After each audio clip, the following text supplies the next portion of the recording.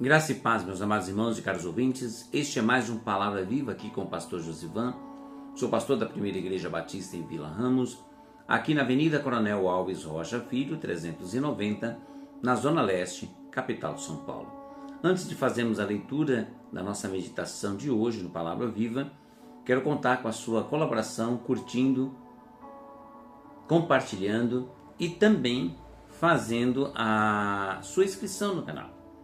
O texto que eu quero ler com vocês está no Evangelho de Lucas, capítulo 23, o verso de número 42 e o verso de número 43. Vamos ler? E acrescentou: Jesus, lembra-te de mim quando vieres no teu reino.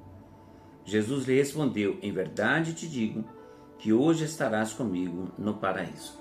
Nós estamos diante de um pedido muito sincero e com a motivação correta de um dos malfeitores que foi crucificado com Jesus, diante do momento em que Jesus está sendo crucificado injustamente e ele está de um lado enquanto o outro malfeitor está do outro, e ambos estão ali por conta dos atos da vida preguiça que eles tinham de roubo. Não sabemos exatamente se era só roubo, mas a Bíblia classifica-os como malfeitores.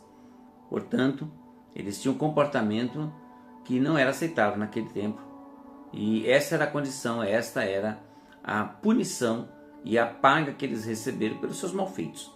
Mas Jesus não, Jesus está ali sendo crucificado injustamente.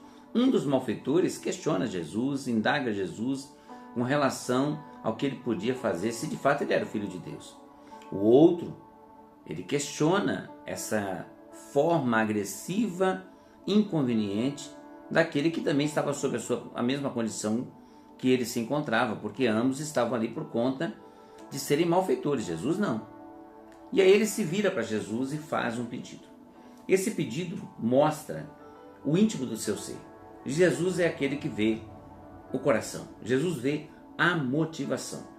Jesus sabe exatamente se o nosso pedido é um pedido sincero ou se é um pedido por interesses outros que não justifique ser feito. Vou dar um exemplo. Pedrinho é um menino, Peralta, complicado, que dá muito trabalho na escola. Estou pegando aqui um Pedrinho fictício porque, como diretor de escola, a gente sabe que tem um ou outro aluno que é indisciplinado, é motivo de muito dissabor em sala de aula e os professores muitas vezes reclamam demais. Então estou pegando um Pedrinho aqui fictício. Peguei Pedrinho, mas poderia ser qualquer outro nome. E ele aprontava muito, então a professora, tentando fazer com que o comportamento mudasse, disse: olha, amanhã, quem não disser uma frase bonita na hora da chamada, não vai para a educação física. E ele chegou em casa com um ar de preocupação, triste, chateado. E o pai percebe e fala para ele: Pedrinho, por que você está assim? A professora disse isso, que se não falarmos uma frase bonita na hora da chamada, ninguém vai para a educação física. Ele falou: não, isso é simples. Na hora que ela chamar o seu nome, você vai responder: professora, é melhor dar do que receber. E aí o Pedrinho ficou boa parte do restante do dia: é melhor dar do que receber, melhor dar do que receber, para não esquecer. Na hora de ir para a escola, ele foi repetindo até chegar na sala de aula. Quando chegou na sala de aula, na hora da chamada, ele estava ali com a frase na ponta da língua. E quando chegou a sua vez, a professora disse: Pedrinho, ele levantou e disse: professora, é melhor dar do que receber. Ela ficou impactada, porque o Pedrinho disse algo que para ela foi muito significante e tinha valor.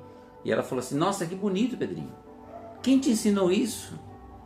Ela disse: meu pai. Ele disse: meu pai. Seu pai? O que seu pai faz? E aí ele respondeu: meu pai é boxeador. Porque na cabeça do pai é melhor dar do que receber. A frase certa com a motivação errada.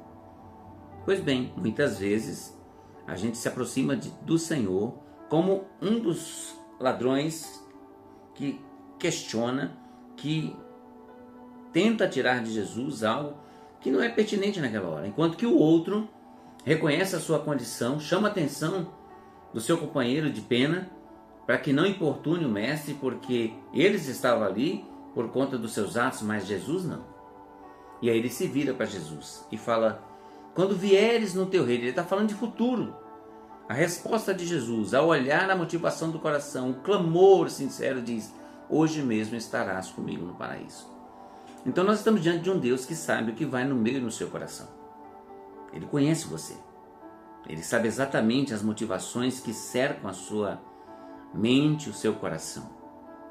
E ele sabe se o relacionamento que você tem com ele é verdadeiro ou falso.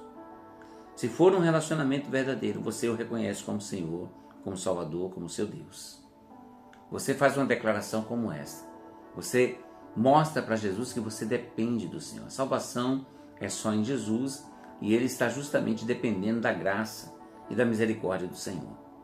Enquanto que quem tem a motivação errada exige, questiona. E eu queria saber hoje, diante desta narrativa, quem é você? Você é aquele que reconhece quem é Deus e clama por salvação? Ou você é aquele que, mesmo estando na mesma condição de malfeitor, de pecador, você ainda continua questionando a autoridade do Deus encarnado? Pense nisso. E eu quero dizer para você, saia desta posição e venha para a posição daquele que reconhece que só Jesus salva, que só Jesus é a resposta para a sua vida. Entregue a sua vida a Jesus. Vamos orar? Pai amado, Pai querido, nós queremos te agradecer, Deus, porque num momento tão crucial, o momento da crucificação, o Senhor ainda nos permite ver, ó Deus, duas realidades com motivações diferentes, mas aponta para nós a motivação correta, que é a motivação de reconhecer que o Senhor é Deus e de clamar por salvação ao Senhor. Hoje nós clamamos, ó Deus, por salvação na vida daqueles que ainda não te confessam como Senhor e Salvador. Derrama sobre cada um destes, ó Deus, o perdão de pecados. E te agradeço, ó Deus, por tão grande salvação ter me alcançado. Obrigado, porque a tua graça se revelou presente na minha vida. Te peço, ó Deus, por aqueles que estão enfermos, enlutados, por aqueles que estão, ó Deus, passando por momentos difíceis, e socorro na vida daqueles que estão, ó Deus, sendo vítimas das chuvas, dos desmoronamentos. Que o teu consolo seja derramado, que o teu sustento seja revelado em cada ajuda que chega.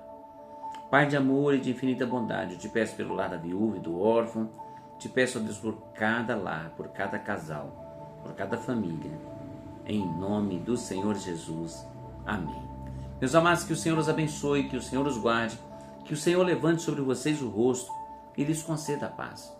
Nunca se esqueça, Jesus te ama. Até o próximo Palavra Viva, querendo Deus.